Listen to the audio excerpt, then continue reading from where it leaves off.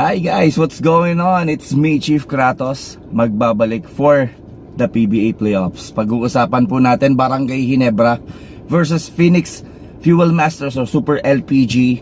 Napakagandang bakbakan ito, but of course Barangay Ginebra, hihimayin natin kung paano ang mangyayari at ano ang dapat gawin ng Barangay Ginebra to beat Phoenix Fuel Masters, which is very disciplined team. We will get into it, but of course, nais ko munang imbitahan yung mga bago sa channel ko. Please subscribe to my channel. Kahit paminsan-minsan na lang po tayo nag-post ng ating mga bagong videos. I stopped going full-time for a while, pero darating din po tayo dyan. Makakabalik din tayo on getting full-time.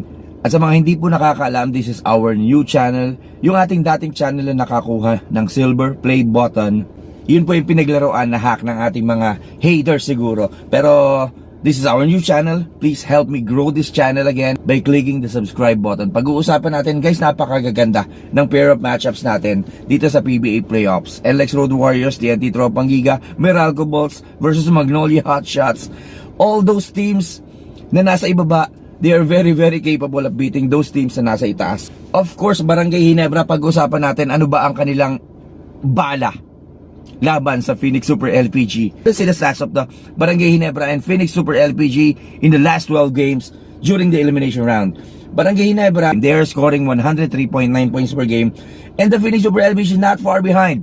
103.7 points per game ang ina-average ng Phoenix Super LPG. 54% in the 2-point field goal ang Barangay Ginebra and 51.6 ang Phoenix Super LPG. Lamang ang Barangay Ginebra dito, and I think they will continue to do that with Justin Brownlee and RJ Abarientos and Scotty Thompson, Troy Rosario getting those rebounds and putbacks, Japet Aguilar.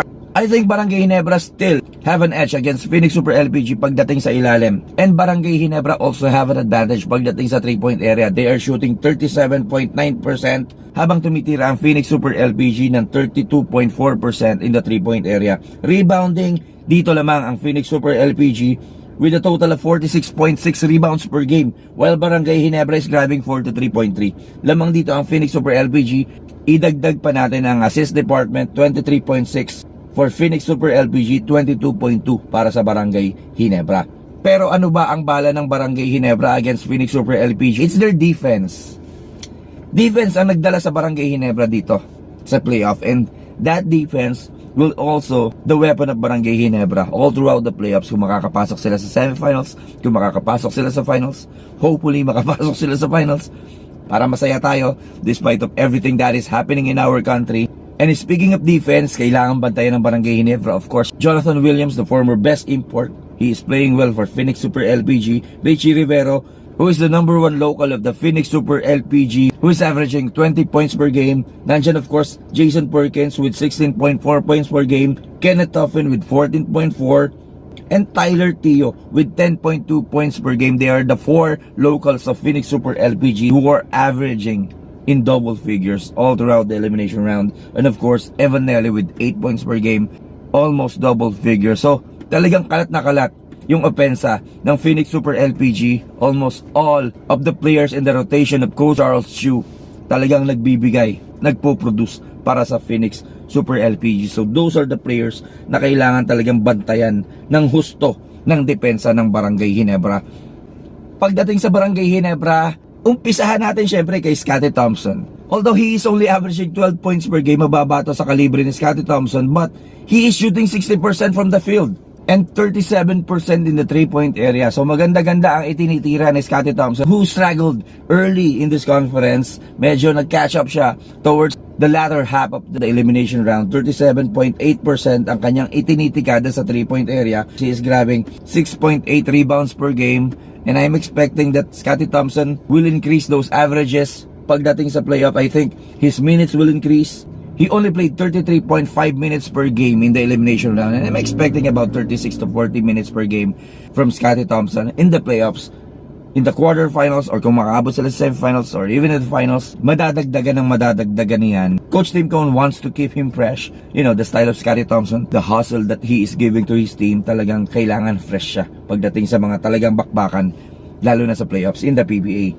But he is still giving 5.2 assists per game while playing only 33.5 minutes. So, in a 40-minute, I am expecting Scotty Thompson to grab at least close to 10 rebounds, and close to maybe 9 to 10 assists per game if he plays 40 minutes for Barangay Ginebra. Now, who is the local player who's giving Barangay Ginebra really a good production all throughout the elimination round? I doubted that he can sustain those good numbers, pero pinatunayan niya that he is ready to take that role and he is ready to be the leading local scorer of Barangay Ginebra. Who else but RJ Abarientos on his second year? Ito yung sinasabi ko in our recent video about RJ Abarientos. Nakakatakot because only in his second year, Barangay Ginebra is relying too much on RJ Abarientos. I'm very honest right now. Medyo naging concerned ako doon. That's my concern. That was my concern. But imagine, I doubted Coach Timko. Sorry about that. But RJ Abarientos, he proved to me, at least in the elimination round, that he can sustain and he can maintain those numbers na pinapakita niya early in this conference for Barangay Ginebra. In the elimination round, he averaged 21.5 points per game. The second year player of Barangay Ginebra is averaging 21.5 points per game and only averaging 1.5 turnovers per game.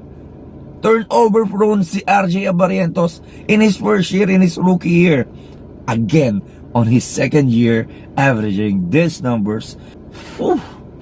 RJ is the future of Barangay Ginebra, if not the present.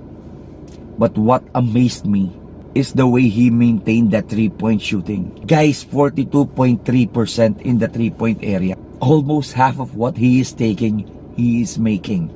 If RJ Abarientos is still giving us close to 20 points per game, and I'm expecting Justin Brownlee to increase his minutes, I'm expecting Scottie Thompson to increase his minutes and his production in the playoffs, medyo tagilid ang Phoenix Super LPG against Barangay Ginebra, at kung sino man ang makaharap ng Barangay Ginebra kung sila ay makakapasok further in the playoffs. And speaking of Justin Brownlee, he's playing 40.8 minutes per game in the elimination round. And again, I'm expecting those numbers, those minutes to increase, maybe around 43, 44, 45 minutes per game. So I'm expecting his numbers also to increase. He's averaging 30.4 points per game, 38 years old na si Justin Brownlee. He looks like 27 to me. So this is the playoffs, Barangay Ginebra, talaga namang aasa at talaga namang bibigyan ng magandang production ni Justin Brownlee to help RJ Abarientos, to help Scottie Thompson, to help Troy Rosario, and of course umaasa rin sila ng tulong sa ibang locals from Barangay Ginebra. Nandiyan si Ralco, who is playing very well every time na ginagamit siya ni Coach Nimgon. Nandiyan ang bagong player ng Barangay Ginebra, guys, si Kemar Carino. He is a defensive anchor. If he will be 100% going into the playoffs, napakalaking tulong ni Kemar Carino for Barangay Ginebra. Of course, Norbert Torres, one thing for sure, he will not hurt Barangay Ginebra. At kung makakakuha sila ng tulong dito kay Norbert Torres, malaki na yan para sa Barangay Ginebra. The type of player of Norbert Torres, he will not hurt his team every time he is on the floor for his team. Lalong-lalo na ngayon sa Barangay Ginebra na kailangan siya because malalaki ang import ng mga makakaharap ng Barangay Ginebra here in the playoff kung makakalusot sila sa Phoenix Super LPG. So for me, sino ba? Kakayanin ba ng Barangay Ginebra ang Phoenix Super LPG?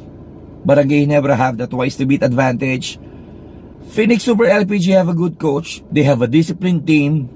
But I don't think, frankly, I don't think they are good enough to beat Barangay Ginebra in the quarterfinals. It's gonna be hard. It's gonna be tough. Maybe.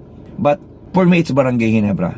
And they will beat Phoenix Super LPG in the quarterfinals. So, let's enjoy all the games, all the playoff games here in the PBA, guys. Congratulations dahil nakapasok tayo sa playoffs, and hopefully we go farther, and let's enjoy all the games. Let's enjoy the games of Barangay Ginebra. Pagpasok ng PBA playoffs, hopefully makalimutan muna natin yung nagiging problema dito sa ating bansa na napakagulo. This is a break that we need, the PBA playoffs. So congratulations to all the basketball fans, to all the PBA fans. Congratulations, the PBA playoffs is here.